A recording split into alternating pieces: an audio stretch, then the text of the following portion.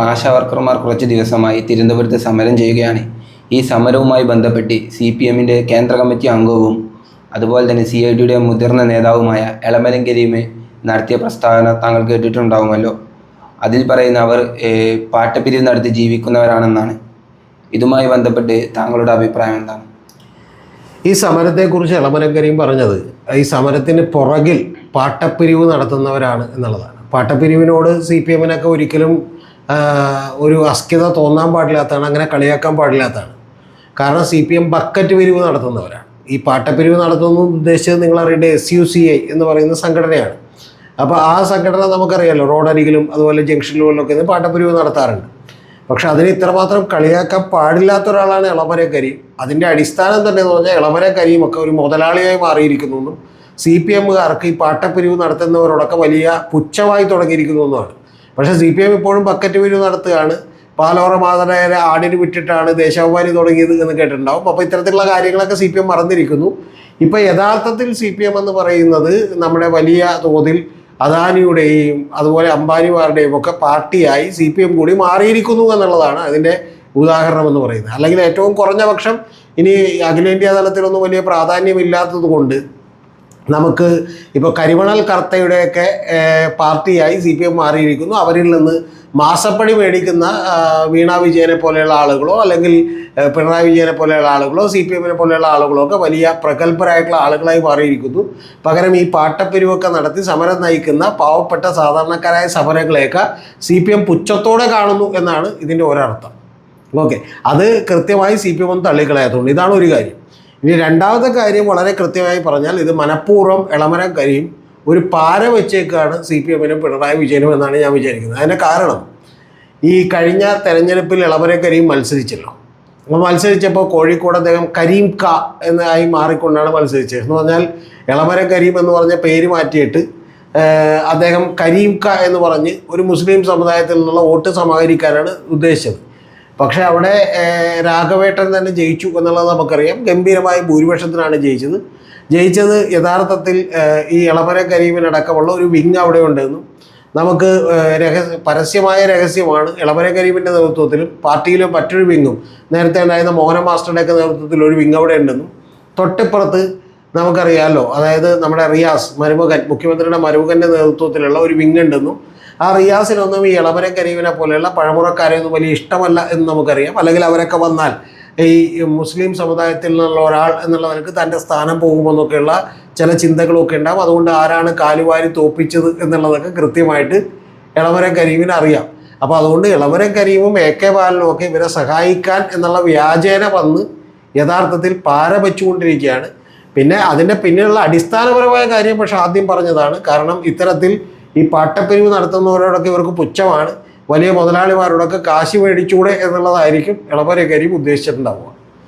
ഇപ്പോൾ CPM-ൻ്റെ ഭാഗത്തു നിന്നും പല തവണകളായി വരുന്ന തൊഴിലാളി വിരുദ്ധ അല്ലെങ്കിൽ അടിസ്ഥാന വർഗ വിരുദ്ധ പ്രസ്താവനകൾ CPM-ൽ തന്നെ നടക്കുന്ന ഒരു മാറ്റത്തിൻ്റെയോ അല്ലെങ്കിൽ അവരുടെ ആശയങ്ങളിൽ നിന്ന് അവർ മാറിപ്പോകുന്നതിൻ്റെയോ ഒരു തുടർച്ചയായിട്ടാണ് സാർ കാണുന്നത്. തീർച്ചയായിട്ടും അതിപ്പോൾ പരിപ്പുവട തിന്നാൽ പറ്റില്ല എന്നും കട്ടൻ ചായയും കുടിച്ചിനി പഴയ പാർട്ടി പ്രവർത്തനം നടത്തില്ല എന്ന് നമ്മുടെ EP ജയരാജൻ സഖാവ് തുറന്നു പറഞ്ഞത് മുതൽ പലപ്പോഴും പല കാര്യങ്ങളിലും CPM-ൻ്റെ പ്രസ്താവനകൾ വളരെ സൂക്ഷ്മമായി വിലയിരുത്തിയാൽ അത് ഇപ്പോൾ ഏറ്റവും ഒടുവിൽ വന്നേക്കണം, അതായത് സ്വകാര്യ സർവകലാശാലകളെ ഇങ്ങോട്ട് ക്ഷണിച്ചു കൊണ്ടുവരുന്നു എന്നുള്ളതടക്കം, വിദേശ സർവകലാശാലകളടക്കം വരുന്നു എന്നുള്ളതടക്കമുള്ള പല നിലപാടുകളും എടുത്തു നോക്കിയാൽ നോ ലോങ്, അതായത് ഒരു CPM ഒരു ലേബർ പാർട്ടിയാണെന്ന് പോലും നമുക്ക് വിചാരിക്കാൻ കഴിയാത്ത തൊഴിലാളി വർഗ സിദ്ധാന്തമോ കമ്മ്യൂണിസ്റ്റ് സിദ്ധാന്തമോ സോഷ്യലിസ്റ്റ് ഐഡിയോളജിയോ ഒക്കെ ഭരണത്ത് വെച്ചിരിക്കുന്ന ഒരു പാർട്ടിയായി യഥാർത്ഥത്തിൽ ഈ ആശാ വർക്കർമാരൊക്കെ കൂടി ഒരു കാരണഭൂതനാണെന്ന് പറഞ്ഞൊരു തിരുവാതിര കളിക്കുകയോ അല്ലെങ്കിൽ ഇപ്പോൾ കഴിഞ്ഞ NGO അസോസിയേഷനൊക്കെ കോളിൽ നടത്തിയ പോലെ പിണറായി വിജയനെ സ്തുതിച്ചുകൊണ്ടുള്ള ഗാനം ആലപിക്കുകയോ ഒക്കെ ചെയ്താൽ ഇവർ കുറച്ചുകൂടി നല്ല ആൾക്കാരാണെന്ന് പറയാവുന്ന ലെവലിലേക്ക് എല്ലാ തരത്തിലേക്കും ഒരു മുതലാളി വർഗ പാർട്ടിയായി CPM അതപ്പതിച്ചിരിക്കുന്നു. പലപ്പോഴും CPM-ൻ്റെയൊക്കെ പല കാലങ്ങളായിട്ടുള്ള സമ്മേളനങ്ങളിലൊക്കെ അവതരിപ്പിക്കുന്ന രേഖകളിൽ അവർ പറയാറുള്ളത് ചില ഈ പറയുന്ന പോലെ ചില പ്രവണതകൾ പാർട്ടിയിലേക്ക് കൂടി കടന്നു വരുന്നു എന്നാണ്. അങ്ങനെയുള്ള പ്രവണതകളൊക്കെ അവസാനിക്കുകയും യഥാർത്ഥത്തിൽ പൂർണ്ണമായും തന്നെ പിണറായി വിജയൻ്റെ നേതൃത്വത്തിൽ ഇതൊരു ഗംഭീരമായിട്ടുള്ള മുതലാളി വർഗ പാർട്ടിയായി മാറിയിരിക്കുകയും ചെയ്യുന്നു എന്നുള്ളതാണ്. അത് ഇപ്പോൾ രണ്ടാമത്തെ ഫ്ലോറിലേക്ക് ഒരു 2 നിലയുള്ള വീട്ടിൽ രണ്ടാമത്തെ ഫ്ലോറിലേക്ക് ലിഫ്റ്റ് വെക്കുന്നത് മുതൽ 45 ലക്ഷം രൂപക്ക് ഇംഗ്ലണ്ടിൽ പോയി അടിച്ചു പൊളിക്കുന്നത് മുതൽ നിരവധി കാര്യങ്ങൾ എടുത്തു നോക്കിയാൽ ഇപ്പോൾ എം വി ഗോവിന്ദൻ മാസ്റ്ററും ഭാര്യയും കൂടി യാത്ര ചെയ്യുന്നത് ബിസിനസ് ക്ലാസ്സിലാണ് വിദേശങ്ങളിലേക്ക് പോകും എന്ന് പറഞ്ഞാൽ ഒരു തൊഴിലാളി വർഗ പാർട്ടി ഒരിക്കലും ചെയ്യാത്തതാണ്. ഇത് പറയുമ്പോൾ നിങ്ങൾ അറിയേണ്ട ഒരു കാര്യം, വിപ്രോ എന്ന് പറയുന്ന ഇന്ത്യയിലെ ഏറ്റവും വലിയ ധനാഢ്യരായിട്ടുള്ള ഒരു വ്യവസായി, വിപ്രോയുടെ ഉടമ അസീം പ്രേംജി യാത്ര ചെയ്യുന്നത് ബിസിനസ് ക്ലാസ്സുകളിൽ എക്കണോമിക് ക്ലാസ്സുകളിലാണ് നിങ്ങൾ അറിയണം. ഓക്കെ, അദ്ദേഹം പഴയൊരു ഫോർഡ് കാറാണ് നിരവധി കാലം അദ്ദേഹം ഉപയോഗിച്ചു കൊണ്ടിരുന്നതെന്ന് നിങ്ങൾ അറിയണം. രത്തൻ ടാറ്റയെ പോലെയുള്ള നിരവധി ആളുകൾ, ഈയിടെ മരിച്ചുപോയ അദ്ദേഹം വളരെ സാധാരണമായ ഒരു ജീവിതമാണ് നയിച്ചത് എന്ന് നമുക്കറിയണം. നമ്മുടെ ഈ പറയുന്ന ഇൻഫോസിസിൻ്റെ സ്ഥാപകനായിട്ടുള്ള നാരായണമൂർത്തി വീട്ടിൽ ആകെ ലക്ഷറി ആയിട്ടുള്ളത് എല്ലാവർക്കും ഓരോ മ്യൂസിക് സിസ്റ്റമാണ് എന്നുള്ളത് കൂടി അറിയണം. അപ്പോൾ യഥാർത്ഥത്തിൽ ഞാൻ ഈ പറഞ്ഞ പേരുള്ള മുതലാളിമാരൊക്കെ സാധാരണ ജീവിതങ്ങൾ നയിക്കുകയും തൊഴിലാളി വർഗ പാർട്ടിയുടെ കരീംക പോലെയുള്ള വലിയ പുതിയ മുതലാളിമാർ വലിയ ലക്ഷറി ആയിട്ടുള്ള ജീവിതം നയിക്കുകയും ചെയ്യുന്നു എന്നാണ് ഇതിൻ്റെ ഒരു പ്രധാനപ്പെട്ട പ്രശ്നം. പിന്നെ ഇവരുടെയൊക്കെ ഉള്ളിൽ ഈ പണവും അധികാരവും ഒക്കെ നിറച്ചിട്ടുള്ള അഹങ്കാരവും ഒക്കെ വളരെ കൂടുതലാണ്. ഇത് നമ്മൾ നേരത്തെ കേട്ടത്, ഹർത്താലിന് ഒരു അക്രമ സംഭവം ഉണ്ടായി. CIT-കാരൊക്കെ പ്രഖ്യാപിച്ച എല്ലാ തൊഴിലാളി സംഘടനകളും കൂടി പ്രഖ്യാപിച്ച ഒരു ഹർത്താൽ നിങ്ങൾക്ക് ഓർമ്മയുണ്ടാവും. ആ ഹർത്താലിന് എൻ്റെ ഓർമ്മയിൽ കോഴിക്കോട് വെച്ചിട്ടാണ് ഒരു അമ്പലത്തിൽ പോകാൻ വേണ്ടി ഒരു കുടുംബം അതിരാവിലെ എഴുന്നേറ്റ് അമ്പലത്തിൽ പോകാൻ വേണ്ടി ഒരു ഓട്ടോറിക്ഷ വിളിച്ചുകൊണ്ട് പോകുന്നു.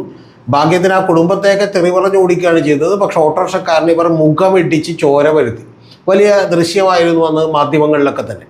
ആ ദൃശ്യം കണ്ടിട്ടുള്ള ആർക്കും തന്നെ അതിനെ ന്യായീകരിക്കാൻ കഴിയില്ല, അല്ലെങ്കിൽ അതൊരു ഒറ്റപ്പെട്ട സംഭവമാണ്, ഏതെങ്കിലും തൊഴിലാളിക്ക് പറ്റിയ മിസ്റ്റേക്കാണ് എന്നൊക്കെ പറയുന്നതിന് പകരം അന്ന് എളമരം കരീം നടത്തിയിട്ടുള്ള ഒരു പ്രസ്താവനയും വലിയ പ്രസംഗവുമുണ്ട്. ആ പ്രസംഗം ഇത്തരം വലിയൊരു സമരത്തിൻ്റെ ഭാഗമായി ഞങ്ങൾ നിൽക്കുമ്പോൾ പിച്ചി മാന്തി എന്നൊക്കെ പറഞ്ഞ് ചില ആളുകൾ പറയുന്നു എന്നാണ് കളിയാക്കിയത്. ഞാനിപ്പോഴും ഓർക്കുന്നത്, ഏഷ്യാനെറ്റ് ന്യൂസ് അവർ എന്ന് പറഞ്ഞ പരിപാടി ഉണ്ടല്ലോ, അത് വിനു വി ജോണാണെന്ന് അവതരിപ്പിക്കുന്നത്. അപ്പോൾ വിനു വി ജോൺ വലിയ തോതിൽ ഇതിനെതിരെയുള്ള ഒരു ധാർമ്മിക രോഷം കൊണ്ട് ഈ പിച്ചി മാന്തി എന്നൊക്കെ പറഞ്ഞ് കളിയാക്കുന്നത് കാണിച്ചിട്ട്, ആ ബൈറ്റ് കാണിച്ചതിന് ശേഷം ഇത് യഥാർത്ഥത്തിൽ ഇളമരം കരീമിൻ്റെ വീട്ടുകാർക്കാണ് സംഭവിച്ചെങ്കിൽ എന്ത് ചെയ്യും, ഇളമരം കരീമിൻ്റെ മുഖമാണ് ഇതുപോലെ ഇടിച്ചു പരത്തിയതെങ്കിൽ, മൂക്കിടിച്ച് ചോര വരുത്തിയതെങ്കിൽ എന്ത് ചെയ്യും എന്ന് ചോദിച്ചിരുന്നു. അപ്പോൾ അങ്ങനെ ചോദിച്ചപ്പോൾ തന്നെ ഇളമരം കരീമിനെതിരെ അക്രമത്തിന് ആഹ്വാനം നൽകി എന്നൊക്കെ പറഞ്ഞുകൊണ്ട് ആ ചർച്ചയിൽ തന്നെ ഇന്ന് ചന്ദ്രശേഖരൻ എന്ന് പറയുന്നൊരു നേതാവുണ്ട് കോൺഗ്രസിൻ്റെ, INTUC-യുടെ.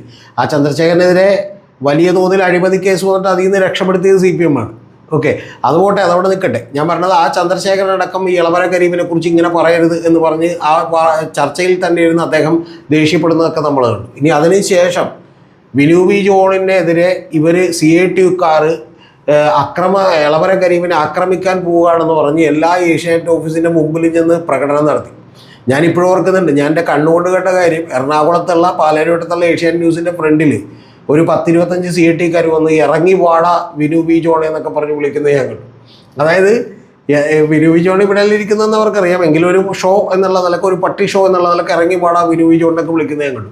അപ്പോൾ അത്തരത്തിൽ വിനു വി ജോണിനെതിരെ ഇവർ പ്രകടനം നടത്തിയവരാണ്. അതുകൊണ്ട് പിന്നെ വിനു വി ജോണിൻ്റെ വീട് അതിൻ്റെ അകത്ത് കയറിയിട്ട് 2 പോസ്റ്റർ ഒട്ടിച്ചവരാണ്. ഓക്കെ, അക്രമ സംഭവം നടത്താൻ പോകുന്നുവെന്ന് പറഞ്ഞ് യഥാർത്ഥത്തിൽ വിനു വി ജോണിനെതിരെ കേസ് കൊടുത്തവരാണ്. ആ കേസ് മറച്ചു വെച്ചുകൊണ്ട് പാസ്പോർട്ട് പുതുക്കാൻ കൊടുത്തപ്പോഴാണ് അദ്ദേഹത്തിന് എന്ത് ചെയ്യേണ്ടി വന്നത്, ഇതുപോലെ ക്രിമിനൽ കേസ് ഉണ്ടോ എന്ന് പറഞ്ഞ് എന്ത് ചെയ്ത് ഈ പറയുന്ന അവിടെ നിന്ന് പാസ്പോർട്ട് പുതുക്കാൻ പറ്റാതിരുന്നത്. ഞാൻ പറഞ്ഞത്, ഇതുപോലെയുള്ള പല പരിപാടികളും കാണിക്കുന്ന ഏതാണ്ട് ഒരു ഫാസിസ്റ്റ് മനോഭാവത്തോടു കൂടിയുള്ള ഒരു സർക്കാരായി ഈ പറയുന്ന പോലെ പിണറായി വിജയൻ സർക്കാർ മാറിയിരിക്കുന്നു എന്നുള്ളത്. അതിനേക്കാൾ വലിയ കാര്യം എന്ന് പറയുന്നത് പാർട്ടിയും പാർട്ടി നേതാക്കളും അത്തരത്തിലുള്ള ധാർഷ്ട്യത്തിൻ്റെ ആളുകളായി മാറിയിരിക്കുന്നു. അതുകൊണ്ടാണ് യഥാർത്ഥത്തിൽ ഈ ആശാ വർക്കർമാർ 7000 രൂപ, അതായത് ഒരു ദിവസം 200 രൂപയ്ക്ക് ശമ്പളം ജോലി ചെയ്യുന്നവരാണ്. ആ ജോലി ചെയ്യുന്നവരുടെ സമരത്തെ പോലും ഇത്തരത്തിൽ അപഹസിക്കാൻ തോന്നുന്നു. ഇനി മറ്റൊരു കാര്യം കൂടി പറയാം. ആനി രാജ പറഞ്ഞേക്കുന്നത് ഈ സമരത്തോട് അനുഭവമുണ്ടെന്നാണ് CPIയുടെ നേതാവാണ്. CPIക്കാർ, കേരളത്തിലെ CPIക്കാർ ഇപ്പോൾ ആലോചിച്ചുകൊണ്ടിരിക്കണല്ലോ ഇതിലെന്ത് നിലപാടെടുക്കുന്നത്. കേന്ദ്ര കമ്മിറ്റി അംഗവും കേന്ദ്ര നേതാവുമായിട്ടുള്ള ആനി രാജ എന്ത് ചെയ്തിട്ടുണ്ട്, ജനറൽ സെക്രട്ടറി ഇതിനെ അനുകൂലിച്ച് പറഞ്ഞിട്ടുണ്ട്. ഇനി എനിക്ക് പക്ഷേ ഇപ്പോഴും ഒരു ആശ്വാസമുണ്ട്. അതെന്താണെന്നല്ലേ, അതെന്താണെന്ന് വെച്ചിട്ടുണ്ടെങ്കിൽ യഥാർത്ഥത്തിൽ പെമ്പിളൈ ഒരുമ എന്ന് പറഞ്ഞൊരു സമരം നടത്തി മൂന്നാർ. ആ മൂന്നാറിൽ സമരം നടത്തിയപ്പോൾ നമ്മുടെ എം എം മണിയാശാൻ പറഞ്ഞ പോലെ പറഞ്ഞില്ലല്ലോ എന്ന് പറയുന്ന ഒരു സന്തോഷം മാത്രമേ. എം എം മണിയാശാൻ പെമ്പിളയൂരുമായി സമരത്തെക്കുറിച്ച് പറഞ്ഞത് ആ സമരത്തിൻ്റെ മറവിൽ മഹാവൃത്തികേടുകൾ നടന്നിരുന്നു, അപ്പുറത്തെ കുറ്റിക്കേട്ടിലായിരുന്നു നടന്നിരുന്നത്, അവിടുത്തെ ഒരു DYSP അടക്കമുള്ള ആളുകളുണ്ടെന്നാണ് ഈ പറയുന്ന കൂലിവേലക്ക് പോകുന്ന സാധാരണ സ്ത്രീകളെക്കുറിച്ച് നമ്മുടെ മണിയാശാൻ പറഞ്ഞത്. ആർക്കും ഒരു കേസുണ്ടായില്ല, ഒരു സാംസ്കാരിക കേരളവും പ്രതികരിച്ചില്ല. അപ്പം അതുകൊണ്ട് അത്രയും വൃത്തികെട്ട ഭാഷയിൽ ഇവരെ അപഹസിച്ചില്ലല്ലോ എന്ന് മാത്രമേ നമുക്ക് വിചാരിക്കാനുള്ളൂ. പക്ഷെ ഒരു കാര്യം ഞാൻ പറയാം, ഇവരുടെയൊക്കെ വീടുകളിലേക്ക് തിരിച്ചു ചെല്ലുമ്പോൾ ഇതിനേക്കാൾ വൃത്തികെട്ട ഭാഷയിലായിരിക്കും ഇവർ ഈ പരിപാടികളൊക്കെ ന്യായീകരിക്കാൻ പോകുന്നത്, അല്ലെങ്കിൽ ഇവരെ എതിർക്കാൻ പോകുന്നത്. അതാണ് എളമരം കരീമിൻ്റെ ഭാഷയിലൂടെ പുറത്തേക്ക് വന്നത്. പിന്നെ ഇതെല്ലാം തന്നെ മറ്റേ രമ്യ ഹരിദാസിനെതിരെ വിജയരാഘവൻ ഒരു പ്രസ്താവന നടത്തി. അപ്പോഴാണ് ശരിക്കും രമ്യ ഹരിദാസിനെ വിജയിപ്പിച്ചേക്കാം എന്ന് എല്ലാവരും കൂടി തീരുമാനിച്ചത്, മനസ്സിലായി.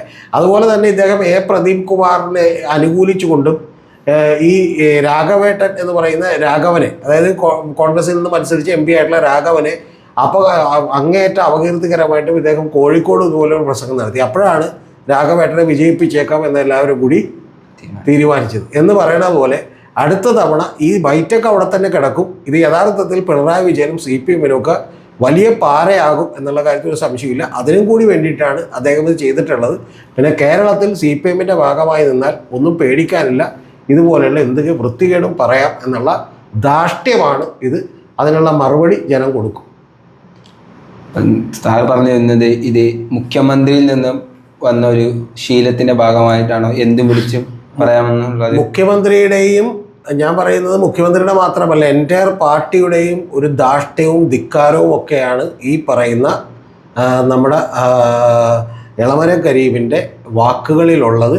അതിന് കൃത്യമായ മറുപടി 2024 ലോക്സഭയിൽ ജനങ്ങൾ കൊടുത്തു. പക്ഷെ അത് പോരാ, 2026 നിയമസഭയിൽ കൂടി അത് കൊടുക്കണം എന്നുള്ള ഒരു അഭ്യർത്ഥനയായിട്ടാണ് എനിക്ക് എളമരം കരീമിൻ്റെ വാക്കുകൾ തോന്നിയത്.